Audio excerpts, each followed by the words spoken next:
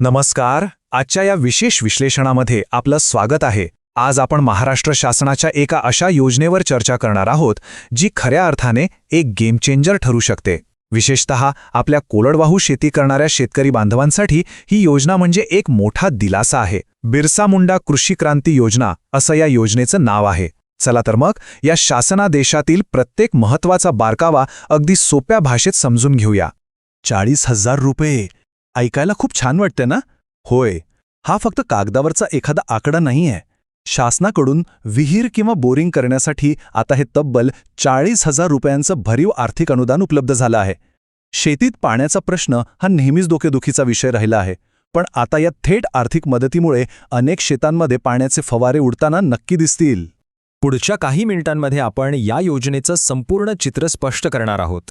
ही योजना नक्की आहे तरी काय, याचे थेट फायदे कसे मिळतात, पात्रता आणि नियमांमध्ये नुकतेच कोणते मोठे बदल झाले आहेत आणि सर्वात महत्त्वाचं म्हणजे यासाठी अर्ज कसा करायचा, या सर्व प्रश्नांची उत्तरे आपण आज शोधणार आहोत. तर सर्वात आधी मूळ मुद्द्याला हात घालूया. मुळात शासनाने ही योजना आणलीच का, यामागचा विचार काय आहे ते समजून घेऊया. या योजनेचं सर्वात मुख्य आणि महत्त्वाचं उद्दिष्ट म्हणजे आपल्या शेतीची सिंचन क्षमता प्रचंड वेगाने वाढवणे. महाराष्ट्रातील खूप मोठा भाग आजही फक्त पावसाच्या पाण्यावर अवलंबून आहे हे आपल्याला माहीतच आहे. अशा असुरक्षित आणि कोरड्या भागांचं रूपांतर एका शाश्वत आणि हिरव्यागार कृषी क्षेत्रात करणं हे या योजनेचं ध्येय आहे. कारण पिकाला ऐन गरजेच्या वेळी आणि योग्य प्रमाणात पाणी मिळणं हीच तर चांगल्या उत्पन्नाची गुरुकिल्ली असते, नाही का? आता तुम्ही विचार करत असाल की चला, बोरिंगसाठी पैसे मिळाले, पण याचे आपल्या रोजच्या जगण्यात आणि शेतीत प्रत्यक्ष फायदे काय होतील? विचार करा, जर शेतात वर्षभर शाश्वत पाणी उपलब्ध असेल तर काय होईल? याचे फायदे केवळ सुरुवातीच्या अनुदानापुरते मर्यादित राहत नाहीत. हमखास पाण्यामुळे पीक उत्पादनात घसघशीत वाढ होते, चांगल्या पाण्यामुळे पिकाचा दर्जा सुधारतो आणि साहजिकच बाजारात त्याला खूप चांगला भाव मिळतो. म्हणजे केवळ पावसाळ्यापुरते मर्यादित न राहता आता शेती वर्षभर करता येईल. थोडक्यात सांगायचं तर कोरडवाहू शेतीसाठी ही एक प्रकारची संजीवनीच आहे. हे सगळं ऐकायला खूपच भारी वाटतंय, पण आता सर्वात महत्त्वाच्या टप्प्याकडे वळूया. या आर्थिक मदतीसाठी नक्की पात्र कोण आहे आणि यात प्राधान्य कोणाला दिलं जाणार आहे? ही योजना विशेषतः आपल्या अनुसूचित जमातीच्या म्हणजेच एसटी प्रवर्गातील शेतकरी बांधवांसाठी आखण्यात आली आहे.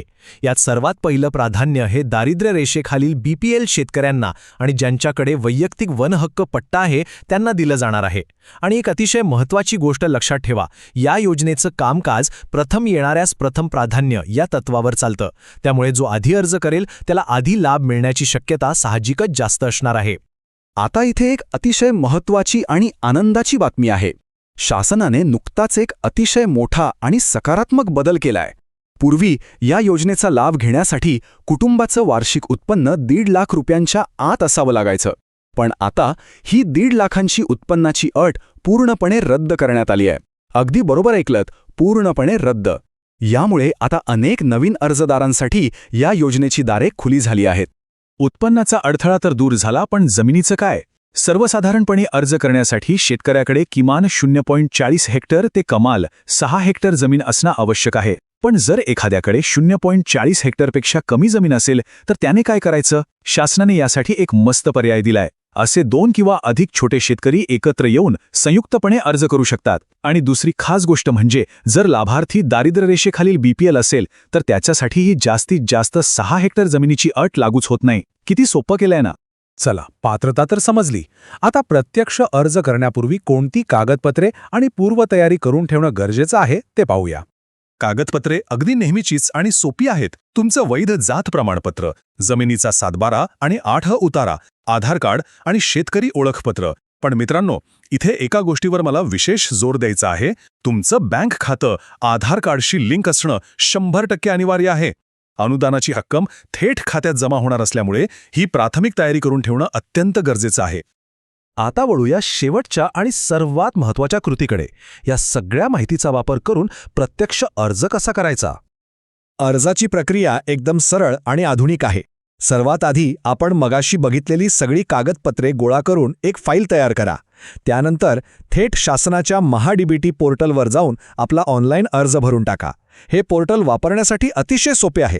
तरीही जर एखादी अडचण आलीच तर आपले स्थानिक तालुका कृषी अधिकारी आहेतच मदतीला. त्यांना नक्की संपर्क करा. तर मग या संपूर्ण विश्लेषणानंतर एक महत्त्वाचा प्रश्न उभा राहतो. आपली कोरडवाहू शेती एका हिरव्यागार, बागायती आणि समृद्ध शेतीत बदलण्यासाठी आपण तयार आहात का? या 40,000 रुपयांच्या अनुदानाचा लाभ घेण्यासाठी महाडीबीटी पोर्टलवर जाणं हे त्या दिशेने टाकलेलं पहिलं पाऊल ठरू शकतं. शाश्वत पाण्याची हमी आणि भविष्यातील समृद्ध पीक आता नक्कीच शक्य आहे. आजच्या या विश्लेषणात सहभागी झाल्याबद्दल मनपूर्वक धन्यवाद.